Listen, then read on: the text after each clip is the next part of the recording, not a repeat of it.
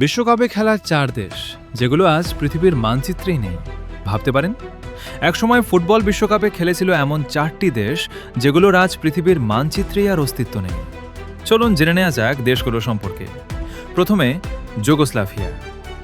Yugoslavia একাধিকবার বিশ্বকাপে অংশ নিয়ে কোয়ার্টার ফাইনাল ও সেমিফাইনাল পর্যন্ত খেলেছে, কিন্তু 1990-এর দশকে দেশটি ভেঙে যায়। এর ফলে সার্বিয়া, ক্রোয়েশিয়া, স্লোভেনিয়া, বসনিয়া ও হার্জেগোভিনা, উত্তর মেসিডোনিয়া এবং মন্টেনেগ্রো সহ একাধিক স্বাধীন রাষ্ট্রের জন্ম হয়। দ্বিতীয় চেকোস্লোভাকিয়া। চেকোস্লোভাকিয়া বিশ্বকাপের অন্যতম সফল দলগুলোর একটি। তারা 1934 ও 1962 সালে রানার্স আপ হয়েছিল।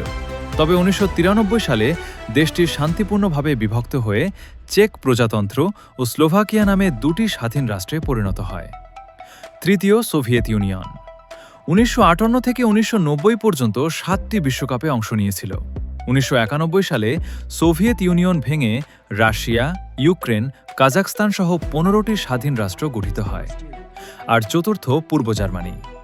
পূর্ব জার্মানি মাত্র একবার 1974 সালের ফিফা বিশ্বকাপে অংশ নিয়েছিল। সেই আসরে তারা চিরপ্রতিদ্বন্দ্বী পশ্চিম জার্মানিকে 1-0 গোলে হারিয়ে ইতিহাস গড়ে। পরে 1990 সালে পূর্ব ও পশ্চিম জার্মানি একীভূত হয়ে বর্তমান জার্মানি রাষ্ট্র গঠন করে।